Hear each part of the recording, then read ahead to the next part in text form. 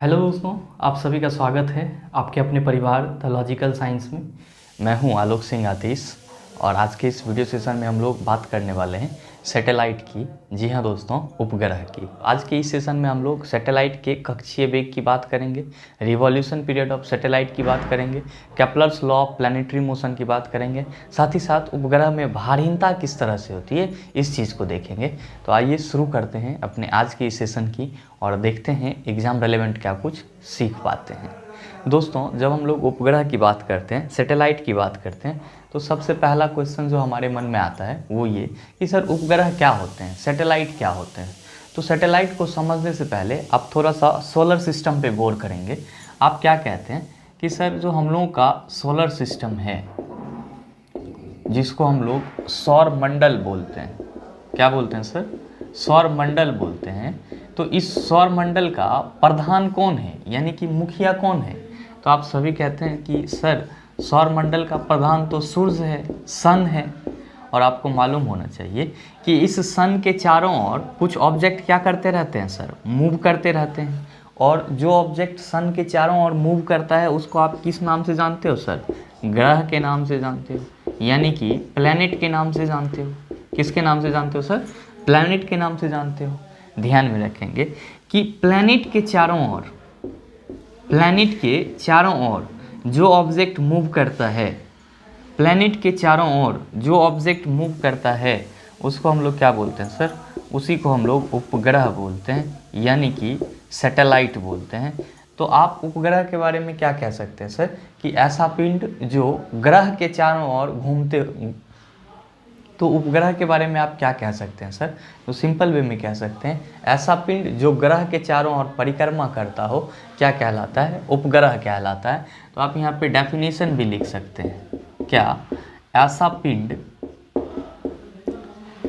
पिंड जो ग्रह के चारों ओर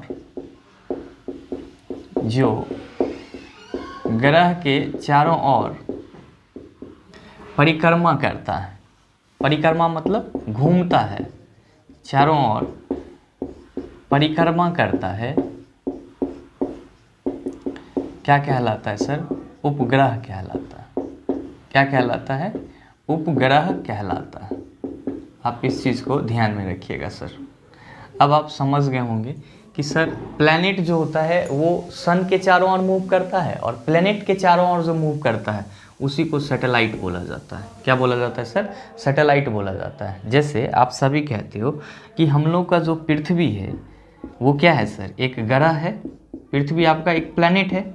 आप लोग पृथ्वी के बारे में क्या कहते हो सर? पृथ्वी एक नीला ग्रह है। कई बार आपके एग्जाम में ये क्वेश्चन पूछा जाता है कि निम्नलिखित में से कौन सा नीला ग्रह के नाम से जाना जाता है? तो आप कहेंगे पृथ्वी जो है सर वो नीला ग्रह के नाम से जाना जाता है।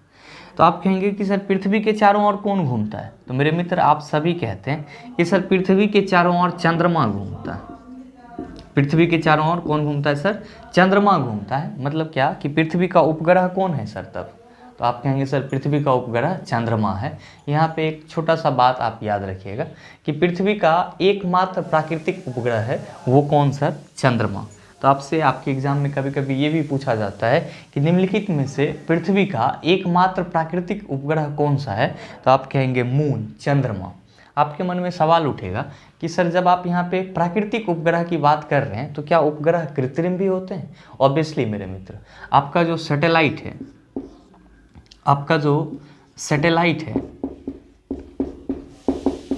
उपग्रह जिसको आप बोल रहे हो सर, ये दो प्रकार के होते हैं।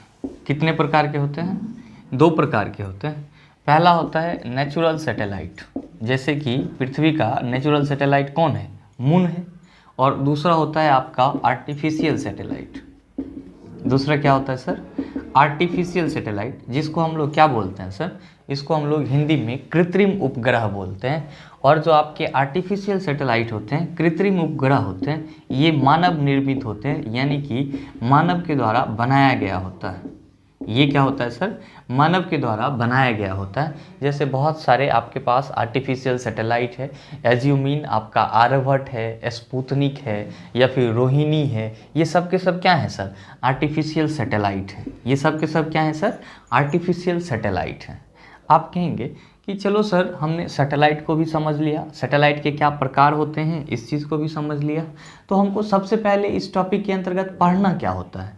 तो सर इस टॉपिक के अंतर्गत आपको सबसे पहले कक्षीय वेग पढ़ना होता है, ऑर्बिटल वेलोसिटी पढ़ना होता है। आप कहेंगे सर ये ऑर्बिटल वेलोसिटी क्या होता है, तो आइए उसकी भी बात करते हैं। लेकिन उससे पहले वीडियो को पॉज करके आप एक बार इन सब पॉइंट को नोट डाउन कर लीजिए, फिर आप लोग हेडिंग लगा लीजिएगा ऑर्बिटल वेलोसिटी। अब आप लोग हेडिंग दे दीजिएगा कक्षीय वेग। कक्षीय वेग जिसको इंग्लिश में हम लोग क्या कहते हैं, ऑर्बिटल वेलोसिटी।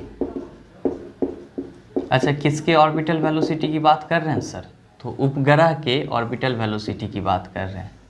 ध्यान में रखना है कि ऑर्बिटल वेलोसिटी को हम लोग VO से रिप्रेजेंट करते हैं।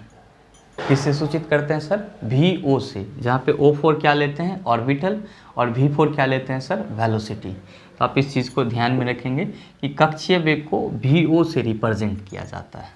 सर उपग्रह के कक्षीय वेग को समझने से पहले थोड़ा सा आप एक डायग्राम पे अपने माइंड को फोकस करें। सर देखिए कि मान लीजिए ये आपका प्लैनेट है, अब इसके चारों ओर अगर कोई ऑब्जेक्ट घूमेगा तो आप उसको क्या बोलेंगे सर, आप उसको सैटेलाइट बोलेंगे। क्या बोलेंगे, सैटेलाइट। ध्यान दीजिएगा कि इस प्लैनेट के चारों ओर जो उपग्रह है वो किस मार्ग में घूम रहा है, तो आप कहते हैं सर सर्कुलर मार्ग में घूम रहा है। किस मार्ग में घूम रहा है सर, सर्कुलर मार्ग में घूम रहा है, यानी कि वृत्तीय मार्ग में घूम रहा है। तो जाहिर सी बात है कि इसकी कुछ न कुछ त्रिज्या भी होगी सर, इस वृत्ताकार रास्ते की कुछ न कुछ त्रिज्या भी होगी। आप उस त्रिज्या को क्या कहते हो सर, आप कहते हो कि हाँ सर ये R त्रिज्या के वृत्ताकार मार्ग में क्या होते रहता है सर, घूमते रहता है। ध्यान में रखिएगा कि चूंकि आपके जितने भी उपग्रह हैं वो हमेशा ग्रह के चारों ओर वृत्ताकार मार्ग में घूमते रहते हैं, और जिस वृत्ताकार मार्ग में घूमते हैं उसको हम लोग कक्षा बोलते हैं, ऑर्बिट बोलते हैं। इसीलिए उपग्रह के वेग को हम लोग क्या बोलते हैं, कक्षीय वेग बोलते हैं। ध्यान दीजिएगा, आपसे अगर कोई ये पूछ दे कि कक्षीय वेग का मतलब क्या होता है, तो आप सभी कहेंगे कि चूंकि उपग्रह जो है वो वृत्ताकार मार्ग में घूमते रहता है ग्रह के चारों ओर, उस वृत्ताकार मार्ग को हम लोग कक्षा के नाम से जानते हैं। इसीलिए उसमें घूमने वाली जो आपकी पिंड है उपग्रह, उसके वेग को आप क्या बोलते हो, कक्षीय वेग बोलते हो, या इंग्लिश में ऑर्बिटल वेलोसिटी बोलते हो। आप कहेंगे कि सर ये ऑर्बिटल वेलोसिटी इक्वल टू क्या होगा, ऑर्बिटल वेलोसिटी का फार्मूला कैसे आएगा, कैसे निकालेंगे हम सर। तो थोड़ा सा यहाँ पे ध्यान दीजिए।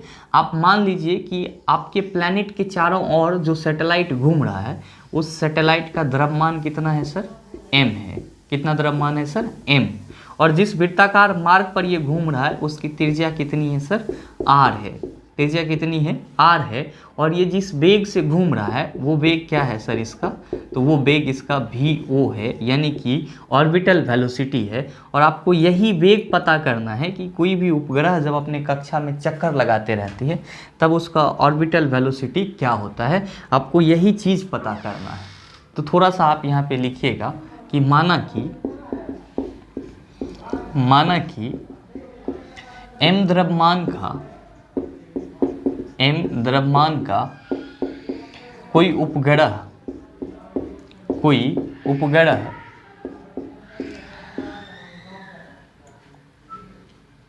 VO वेग से R त्रिज्या के वृत्ताकार मार्ग में पृथ्वी के चारों ओर घूम रही है, या पृथ्वी के चारों ओर परिक्रमा कर रही है, चारों ओर परिक्रमा कर रही है।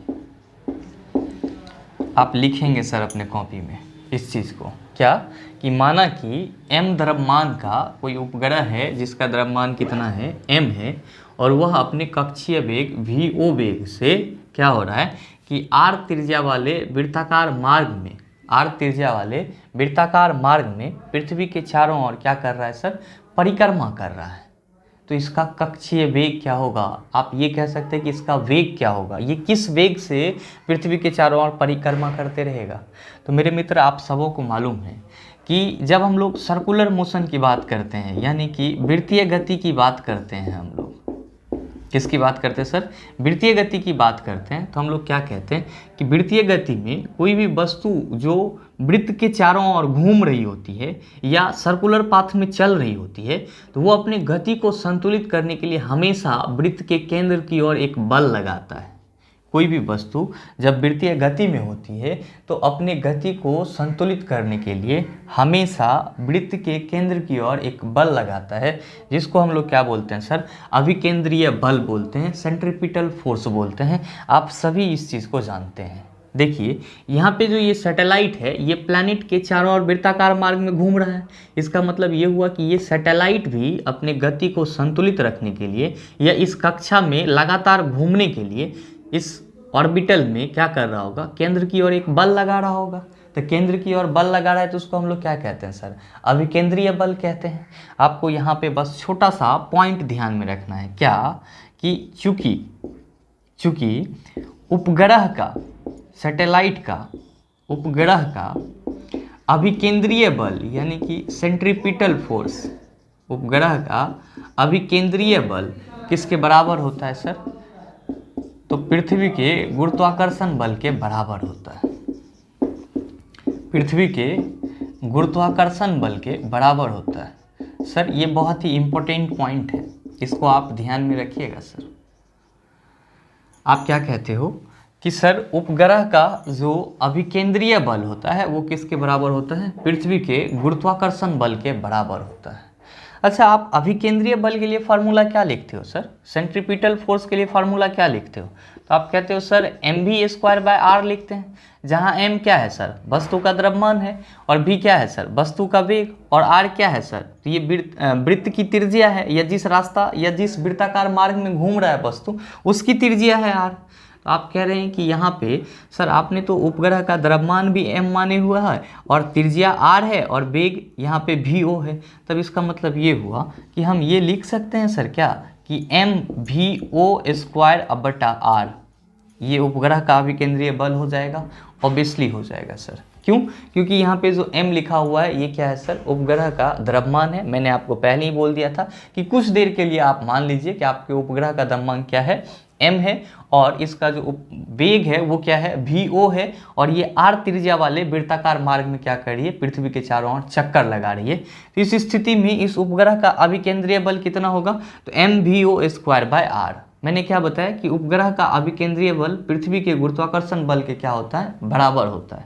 आप सबों को मालूम होना चाहिए कि पृथ्वी पर गुरुत्वाकर्षण बल कितना होता है। तो आप कहते हैं सर F=gme/m/r²।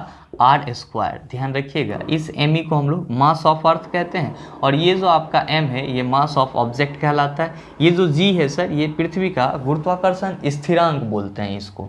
तो आप ये कह सकते हैं इस डेरिवेशन के अकॉर्डिंग क्या कि सर mv0² जो है किसके बराबर होगा? तो सर ये gme/m/r² के बराबर होगा। क्यों? क्योंकि उपग्रह का जो अभिकेंद्रीय बल है वो पृथ्वी के गुरुत्वाकर्षण बल के क्या है? बराबर है। तो पृथ्वी का गुरुत्वाकर्षण बल gme/m/r², और उपग्रह का अभिकेंद्रीय बल सर mv0²/r।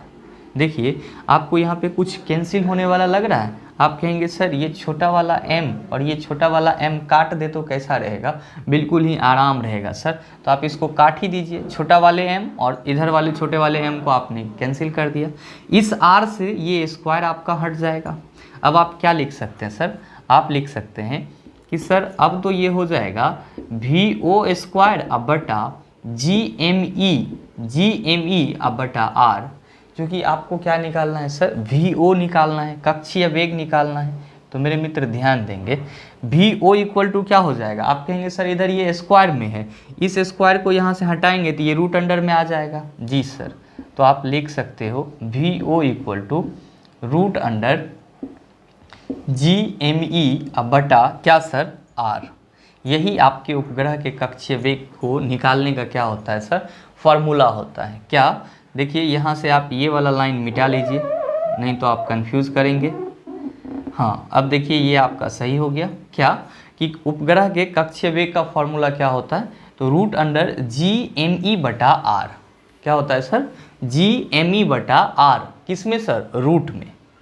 ध्यान में रखिएगा कि यहाँ पे जो आपने ये त्रिज्या की बात करा है, अगर आपका आर जो है वो आर ई प्लस एच हो जाए तो आपका फॉर्मूला क्या होगा।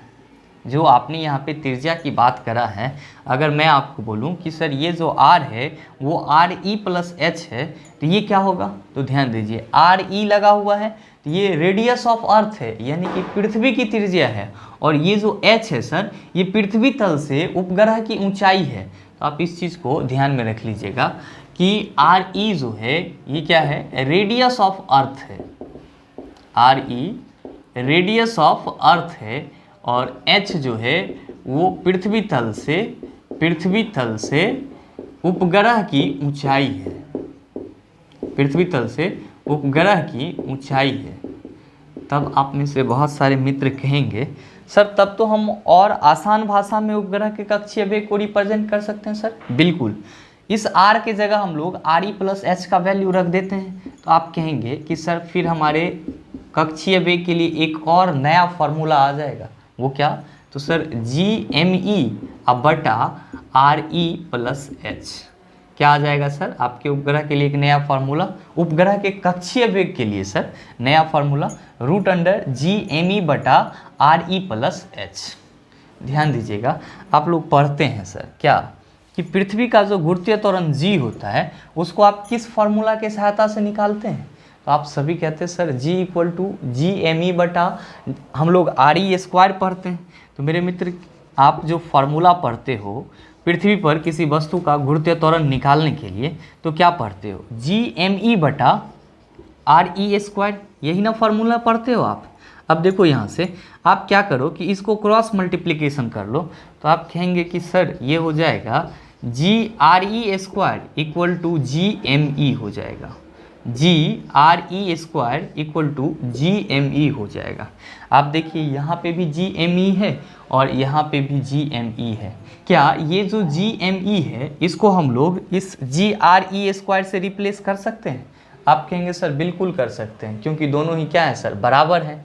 तो चलिए अगर हम यहाँ पे जी एम ई की जगह जी आर ई स्क्वायर रख दें तब मेरा फार्मूला क्या हो जाएगा, तो आप कहेंगे sir V O equal to हो जाएगा root under G M E की जगह क्या रखेंगे सर हम लोग, तो जी आर ई स्क्वायर रखेंगे।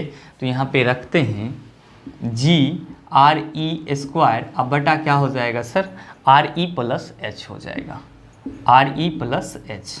तो आपका एक फार्मूला उपग्रह के कक्षीय वेग के लिए ये भी होता है। ध्यान दीजिए, अभी तक आप 3 फार्मूला को इजाद कर चुके हैं। पहला आप क्या कहेंगे, उपग्रह का जो कक्षीय वेग होता है वो root under G M E बटा आर होता है, जहाँ जी गुरुत्वाकर्षण स्थिरांक है, एम ई पृथ्वी का द्रव्यमान है, आर त्रिज्या है। आर अगर आर ई प्लस एच हो, जहाँ पे पृथ्वी की त्रिज्या और ऊंचाई दोनों सम्मिलित रूप से हो, तो हम लोग उपग्रह के कक्षीय वेग के लिए क्या फार्मूला लिखते हैं, root under G M E बटा आर ई प्लस एच। और आपने देखा कि जब जी एम ई की जगह हम लोग जी आर ई स्क्वायर रखते हैं तो आपका उपग्रह का कक्षीय वेग का फार्मूला क्या आ जाता है सर, रूट अंडर जी आर ई स्क्वायर बटा आर ई प्लस एच आ जाता है। ध्यान दीजिएगा सर, यहाँ पे समझने वाली एक और बात है। आप यहाँ पे क्या कह रहे हो कि सर उपग्रह का कक्षीय वेग रूट अंडर जी आर ई स्क्वायर बटा आर ई प्लस एच है। तो मेरे भाई यहाँ पे आर ई स्क्वायर है और ये रूट के अंदर में है, इसका मतलब ये हुआ कि सर रूट के अंदर में ये are E into R E होगा, आर ई इंटू क्या होगा, आर ई होगा। तो जब हम लोग इसका वर्गमूल निकालेंगे तो क्या कहेंगे सर कि एक आर ई मेरा बाहर आ जाएगा। तो आप इसको ऐसे भी लिख सकते हो कि V O equal to R E root under G अब बटा आर ई प्लस एच। एक फार्मूला आप ये भी कह सकते हो, क्या sir, V O equal to R E root under G बटा आर ई प्लस एच। मेरे मित्र ये चारों ही फार्मूला आपका 1, 2, 3 और 4, ये चारों ही फार्मूला आपका बड़ा ही इम्पोर्टेंट है, क्योंकि इससे संबंधित लगातार क्वेश्चन आपको आपके एग्जाम में देखने को मिलते हैं। तो अब उम्मीद करते हैं कि उपग्रह के कक्षीय वेग के जितने भी फार्मूला होते हैं उसको आप आसानी से समझ पाए होंगे। हम लोगों ने जो फार्मूला निकाला है उस फार्मूला से उपग्रह के कक्षीय वेग के बारे में क्या कंक्लूजन निकलता है इसकी चर्चा कर लेते हैं। लेकिन उससे पहले आप सेशन को पॉज करके इन सारी चीज़ों को नोट डाउन कर लीजिए। अब हम लोग बात कर लेते हैं कि उपग्रह के कक्षीय वेग से क्या कंक्लूजन निकल के सामने आती है। आप सभी कहेंगे कि सर अभी हमने देखा कि उपग्रह का जो कक्षीय वेग होता है वो v इक्वल टू क्या होता है सर, तो R E into root under G बटा आर ई प्लस एच। यही ना आपके उपग्रह के कक्षीय वेग के लिए अंतिम फार्मूला आया था। आप कहेंगे सर बिल्कुल यही आया था। अच्छा आप ये बताइए कि यहाँ पे आप कहीं भी मास देख रहे हैं कि आपने जो स्टार्टिंग में माना था कि आपका जो उपग्रह है वो m द्रव्यमान का है, तो क्या वो m द्रव्यमान आपको इस फार्मूला में नज़र आ रहा है? आप कहेंगे सर बिल्कुल भी नज़र नहीं आ रहा है। क्या नज़र आ रहा है? ये h नज़र आ रहा है, जिसको हम लोग क्या कहते हैं, जिसको हम लोग पृथ्वी तल से उपग्रह की ऊंचाई कहते हैं, जिसको हम लोग क्या कहते हैं, पृथ्वी तल से उपग्रह की ऊंचाई कहते हैं।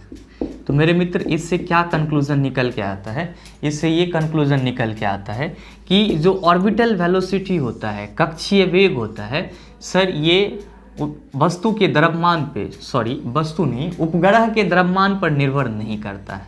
ध्यान में रखेंगे क्या कि आपका जो कक्षीय वेग है ये उपग्रह के द्रव्यमान पर, कक्षीय वेग उपग्रह के द्रव्यमान पर निर्भर नहीं करता है। आप सबों के मन में सवाल उठेगा फिर ये किस पे निर्भर करता है, तो उपग्रह का कक्षीय वेग ऊंचाई पर निर्भर करता है। किस पे निर्भर करता है सर? ऊंचाई पे निर्भर करता है। तो हमेशा ध्यान में रखेंगे क्या कि उपग्रह का कक्षीय वेग पृथ्वी से ऊंचाई पर निर्भर करता है। तल से जितना दूर होगा, कौन जितना दूर होगा सर? पृथ्वी तल से उपग्रह जितना दूर होगा उसका वेग उतना ही क्या होगा सर? कम होगा। तो आप इस चीज़ को पूरी तरह से कंठाग्र कर लीजिएगा कि उपग्रह के कक्षीय वेग के लिए हम लोग फार्मूला लिखते हैं are E root under G बटा आर ई प्लस एच। यहाँ पे कहीं भी उपग्रह का द्रव्यमान नहीं लिखा हुआ। इसका मतलब ये हुआ कि उपग्रह का कक्षीय वेग उपग्रह के द्रव्यमान पर निर्भर नहीं करता है। किस पे निर्भर करता है? तो ऊंचाई पर निर्भर करता है। क्या होता है? तो उपग्रह का कक्षीय वेग पृथ्वी तल से ऊंचाई पर निर्भर करता है। पृथ्वी तल से उपग्रह जितना दूर होगा उसका वेग उतना ही क्या होगा सर? कम होगा। तो इस पॉइंट को आप नोट डाउन कर लीजिएगा। नेक्स्ट बात करते हैं। मैंने दूसरे पॉइंट में वही चीज़ लिखा है जो आपको यहाँ पे समझाने की कोशिश करा है। क्या कि कक्षीय वेग द्रव्यमान पे निर्भर नहीं करता है।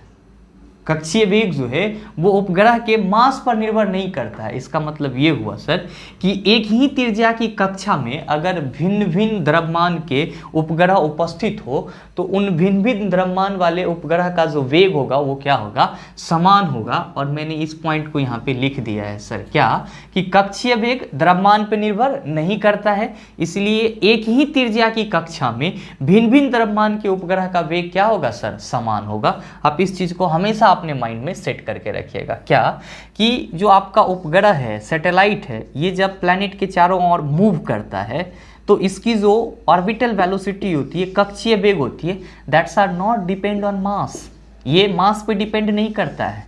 अगर हमारा त्रिज्या एक ही है, यानी कि अगर मेरा एक ही कक्षा हो और उसमें भिन्न भिन्न द्रव्यमान के दो अलग अलग उपग्रह हो तो उन दोनों ही भिन्न भिन्न द्रव्यमान वाले उपग्रह की जो कक्षीय वेग होगी वो क्या होगी सर? इक्वल होगी, समान होगी। और एक छोटा सा बात आप ध्यान में रखेंगे सर कि पृथ्वी तल के अति निकट चक्कर लगाने वाले उपग्रह का जो कक्षीय वेग होता है वो लगभग में 8 मीटर पर सेकेंड होता है। कितना होता है सर? 8 मीटर पर सेकेंड, या यही डाटा आपको कहीं कहीं पे 7.9 मीटर पर सेकेंड लिखा हुआ रहता है, तो आपको घबराना नहीं है। अच्छा, इसका मतलब ये हुआ सर कि पृथ्वी तल के बहुत ही निकट आकर के अगर कोई उपग्रह पृथ्वी के चारों ओर परिभ्रमण करे तब उस उपग्रह की जो कक्षीय वेग होगी वो कितनी होगी सर? तो लगभग में 8 मीटर पर सेकेंड या फिर 7.9 मीटर पर सेकेंड होगी। मेरे मित्र, उपग्रह का कक्षीय वेग क्या होता है और उससे क्या कंक्लूजन निकल के सामने आता है, इस चीज़ को आप भली भांति समझ पा रहे होंगे। अब बात करते हैं हम लोग उपग्रह के परिभ्रमण काल की, रिवॉल्यूशन पीरियड ऑफ सैटेलाइट की। आप सभी कहेंगे कि सर ये क्या होता है? तो बहुत ही आसान सा टॉपिक है, तो आप लोग थोड़ा सा हेडिंग दे दीजिएगा। क्या? परिभ्रमण काल। परिभ्रमण काल किसका सर? तो उपग्रह का। तो आप ये भी लिख सकते हैं सर, उपग्रह का परिभ्रमण काल, रिवॉल्यूशन पीरियड। अच्छा, इसका मतलब क्या होता है? तो ध्यान में रखिएगा कि आप यहाँ पे देख रहे हैं कि आपका ये प्लैनेट है और इस प्लैनेट के चारों ओर जो आपका सैटेलाइट है वो क्या करेगा सर, मूव करेगा। तो इस सैटेलाइट के द्वारा इस प्लैनेट के चारों ओर घूमने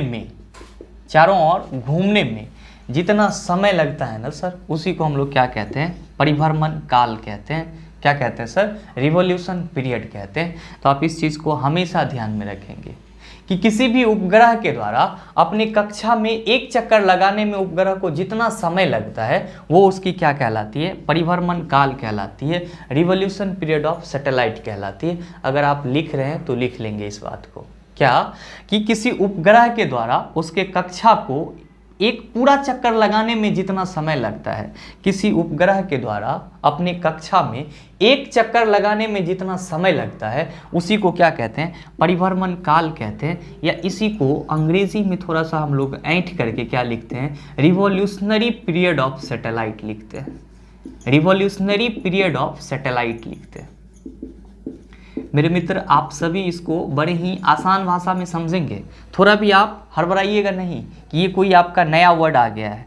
आप सिंपल क्या कहेंगे कि ये उपग्रह जो है ये यहाँ से चल करके चारों तरफ घूम करके अब फिर यहाँ पे आएगा, तो उपग्रह के द्वारा एक चक्कर लगाने में जितना समय लगता है उसी को हम लोग क्या कहते हैं, परिभ्रमण काल कहते हैं, रिवॉल्यूशन पीरियड ऑफ सैटेलाइट कहते हैं। आप कहेंगे कि सर उपग्रह के द्वारा कितना समय लगेगा, हमको ये चीज़ मालूम करना है ऑब्वियसली, जबकि आपको पता है कि उपग्रह के द्वारा टोटल कितना डिस्टेंस कवर करा जाएगा। आप कहेंगे सर वृत्ताकार मार्ग पर चल रहा है, मतलब क्या कि इसकी जितनी परिधि होगी, इसकी जितनी क्या होगी, परिधि होगी, उतना ही दूरी उपग्रह के द्वारा तय किया जाएगा। इस उपग्रह के द्वारा इस प्लैनेट के चारों ओर जो वृत्ताकार मार्ग की परिधि होगी उतना ही दूरी कवर किया जाएगा ऑब्वियसली। और ये किस वेग से करेगा, तो सर ये VO वेग से करेगा, यानी कि ये अपनी ऑर्बिटल वेलोसिटी से करेगा। मतलब ये हुआ सर कि जब हम लोग उपग्रह के परिभ्रमण काल की बात करते हैं, रिवॉल्यूशन पीरियड ऑफ सैटेलाइट की बात करते हैं, तो हम लोग क्या कहते हैं कि सर उपग्रह का जो परिभ्रमण काल होता है वो होता है परिधि बटा VO। क्या होता है सर, परिधि बटा VO। आप इस फॉर्मूला को अगर परिभ्रमण काल का डेफिनेशन आप लिख लिए हैं तो उसके नीचे लिख सकते हैं। क्या कि सर पहले तो आप ये समझ लीजिए एक बार फिर से कि परिभ्रमण काल क्या होता है, तो आप बिल्कुल ही आसान भाषा में कहेंगे कि उपग्रह के द्वारा अपने कक्षा में एक चक्कर लगाने में जितना समय लगता है उसी को हम लोग परिभ्रमण काल कहते हैं। किसी भी उपग्रह के द्वारा अपने कक्षा का एक चक्कर लगाने में कितना दूरी कवर किया जाएगा, तो आप कहेंगे सर जितना उसका परिधि होगा उतना ही दूरी कवर किया जाएगा, उतना ही दूरी कवर किया जाएगा। और उपग्रह किस वेग से दूरी कवर करेगा, तो आप कहेंगे सर कक्षीय वेग से करेगा। अच्छा आप बताइए कि आपको दूरी दिया हुआ है, कितना सर, 2πr मान लीजिए, क्योंकि परिधि ही ना दूरी हुई सर। अब वेग दिया हुआ है, किस वेग से घूमेगा सर, कक्षीय वेग से घूमेगा। आप कह रहे हैं हमको परिभ्रमण काल मतलब एक चक्कर लगाने में कितना समय लगा, ये चीज़ निकालना है। तो भाई ये बताओ कि समय इक्वल टू क्या लिखते हो, जरा सा बताओ जल्दी से। दूरी या बटा चाल लिखते हो या दूरी बटा वेग लिखते हो। हम यहाँ पे परिधि बटा कक्षीय वेग लिख दे तो क्या दिक्कत, कोई दिक्कत? आप कहेंगे सर बिल्कुल भी नहीं। क्यों? क्योंकि इस उपग्रह के द्वारा VO वेग से, यानी कि जब ये अपनी कक्षीय वेग से गति करेगी तो ये कितना डिस्टेंस कवर करेगी, तो सर जितना इस वृत्ताकार मार्ग की परिधि होगी उतना ही डिस्टेंस कवर करेगी। इसीलिए जब हम लोग उपग्रह के परिभ्रमण काल की बात करते हैं तो क्या कहते हैं सर, परिधि बटा कक्षीय वेग होता है। क्या होता है सर, परिधि बटा कक्षीय वेग होता है। आप कहेंगे सर नहीं समझ पाए, तो एक बार वीडियो को पॉज करके आप इन सारे पॉइंट को पहले नोट डाउन कर लीजिए। पहले आप इस नोट को लिखिएगा, उसके बाद ये परिभ्रमण काल को लिखिएगा। मैंने कई बार डेफिनेशन बोला है, आप आराम से लिख लीजिएगा। और परिभ्रमण काल के बाद जस्ट परिभ्रमण काल दे करके इक्वल टू ऐसे लिख लीजिएगा। पहले तो आप ये हेडिंग दीजिएगा, फिर डेफिनेशन लिखिएगा और फिर आप यहाँ पे परिभ्रमण काल और इक्वल टू परिधि बटा कक्षीय वेग लिख लेंगे। तो आप पहले पॉज करके इन सारी चीज़ों को लिख लें। अभी हम लोग समझ रहे थे परिभ्रमण काल को, तो आप लोगों ने परिभ्रमण काल इक्वल टू क्या लिख लिया होगा सर, तो परिधि अब बटा VO ध्यान दीजिएगा, आप VO के जगह कक्षीय वेग भी लिख सकते हैं, तो लिख ही लीजिए सर, नहीं तो कंफ्यूज होते रहिएगा। परिधि बटा कक्षीय वेग। ध्यान दीजिएगा सर कि किसी भी वृत्ताकार मार्ग की परिधि कितनी होती है, आप कहेंगे सर 2πr होती है। तो क्या आप उपग्रह के परिभ्रमण काल को अगर आप t से रिप्रेजेंट कर दो, किससे, t से रिप्रेजेंट कर दो, तो क्या आप t = 2πr बटा VO लिख सकते हैं सर? ऑब्वियसली लिख सकते हैं। And that's are the final formula for the revolution period of satellite. यही आपका क्या होता है सर, फाइनल फार्मूला हो जाता है। किसके लिए?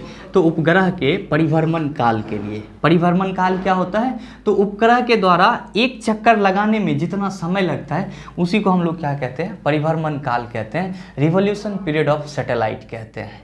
आप सबों के मन में ये सवाल उठेगा कि चलो सर ये तो ठीक है, t = 2πr बाय कक्षीय वेग कहेंगे। आपने जस्ट अभी पीछे बताया है कि हम लोग r = RE + h लेते हैं। r = क्या लेते हैं सर? RE + h लेते हैं, जहाँ पे RE पृथ्वी की त्रिज्या है और h जो है वो पृथ्वी तल से उपग्रह की ऊंचाई है। तो बिल्कुल जायज़ बात है सर, यही लेना पड़ता है हम लोग को।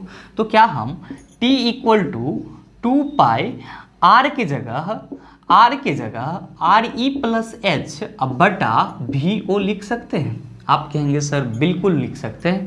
तो आपके उपग्रह के परिभ्रमण काल का एक फार्मूला सर ये भी हो जाता है, क्या कि t = 2π × RE + h। ध्यान रखिएगा, पहला फार्मूला आपका ये हो जाएगा। अगर यूँ ना याद रहे तब परिधि बटा कक्षीय वेग कह लीजिएगा। चूँकि r = आप RE + h लेते हैं, जहाँ पे RE पृथ्वी की त्रिज्या है और h पृथ्वी तल से उपग्रह की ऊंचाई है, तो आप कह सकते हैं कि उपग्रह का जो परिभ्रमण काल होता है वो क्या होता है, t = 2π × RE + h। मेरे मित्र, इससे 3 इम्पॉर्टेंट कंक्लूजन निकल के सामने आते हैं। पहला कंक्लूजन ये कि ये भी सर ऊंचाई पर डिपेंड करता है, यानी कि आपका जो परिभ्रमण काल है, किसका, उपग्रह का, सैटेलाइट का जो परिभ्रमण काल है सर, जिसको हम लोग t से रिप्रेजेंट करते हैं, ये किस पे निर्भर करता है? तो सर ऊंचाई पे निर्भर करता है, पृथ्वी तल से ऊंचाई पर निर्भर करता है।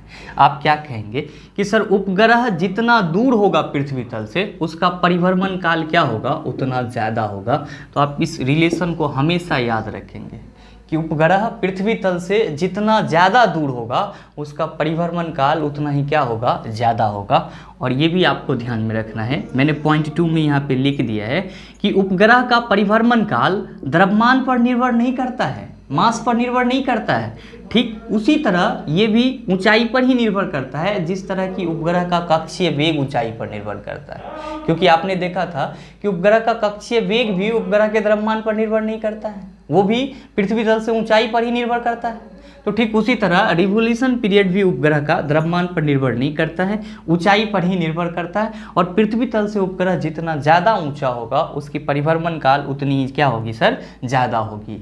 आपके मन में सवाल आएगा कि सर आपने अभी जस्ट बताया था कि पृथ्वी तल के अति निकट आकर के अगर कोई उपग्रह पृथ्वी की चारों ओर घूम रही है तो उस उपग्रह की कक्षीय वेग क्या होती है? तो आपने देखा था सर लगभग 8 मीटर/सेकंड हम लोग कहते हैं या 7.9 मीटर/सेकंड कहते हैं। तो आपके जहन में ये सवाल भी आना लाजमी है कि सर अगर कोई उपग्रह पृथ्वी के अति निकट आकर के, मतलब पृथ्वी के बहुत ही ज़्यादा निकट आकर के, बहुत ही ज़्यादा नज़दीक आकर के पृथ्वी के चारों ओर परिक्रमा करे तो उसके रिवॉल्यूशन पीरियड ऑफ टाइम में क्या बदलाव आएगा? तो सिंपल में आप हमेशा माइंड में सेट करके रखेंगे कि कोई भी उपग्रह अगर पृथ्वी के अति निकट आकर के चारों ओर घूमे तब उसकी जो परिभ्रमण काल t होगी वो लगभग कितनी होगी सर? तो 84 मिनट होगी। कितनी होगी सर? 84 मिनट होगी। तो आप इस चीज़ को हमेशा माइंड में रखेंगे, क्या कि पृथ्वी के अति निकट चक्कर लगाने वाले उपग्रह का जो रिवॉल्यूशन पीरियड ऑफ टाइम होगा, परिभ्रमण काल होगा, वो लगभग में कितना होगा सर? 84 मिनट होगा। कितना होगा? 84 मिनट होगा। तो कभी कभी आपके एग्जाम में इससे भी सवाल पूछे जाते हैं, कोई उपग्रह पृथ्वी के अति निकट आकर के घूम रहा है पृथ्वी के चारों ओर, तो इसकी परिभ्रमण काल कितनी होगी? तो आप कहेंगे सर 84 मिनट। कितनी होगी सर? 84 मिनट। मेरे मित्र उम्मीद करते हैं कि उपग्रह के कक्षीय वेग, उपग्रह के प्रकार और उपग्रह का परिभ्रमण काल से अब आपको अगर कोई भी सवाल पूछा जाए मेरे ख्याल से उसका जवाब आसानी से दे सकते हैं। मिलते हैं हम लोग फिर सैटेलाइट के दूसरे पार्ट में, जहाँ पे हम लोग बात करने वाले हैं जियो स्टेशनरी सैटेलाइट की, जिसको हम लोग भूअस्थायी उपग्रह कहते हैं। साथ ही साथ इस जियो स्टेशनरी सैटेलाइट का क्या यूज़ होता है हमारे डेली लाइफ में और क्या इसका इम्पोर्टेंस है, इसकी चर्चा करेंगे। और फिर हम लोग इसके पार्ट 2 में ही वेटलेसनेस इन सैटेलाइट की बात करेंगे, मतलब क्या कि उपग्रह में भारीनता किस तरह से होती है, इस पे डिस्कस करेंगे। साथ ही साथ इसके पार्ट 2 में ही हम लोग Kepler's law of planetary motion की बात करने वाले हैं, यानी कि ग्रहों के गति संबंधित केपलर्स के नियम की बात करने वाले हैं। तो उम्मीद करते हैं आप चीज़ों को अच्छे से समझ पाए होंगे। मिलते हैं फिर अगले वीडियो सेशन में, तब तक के लिए best of luck, thank you, have a nice day.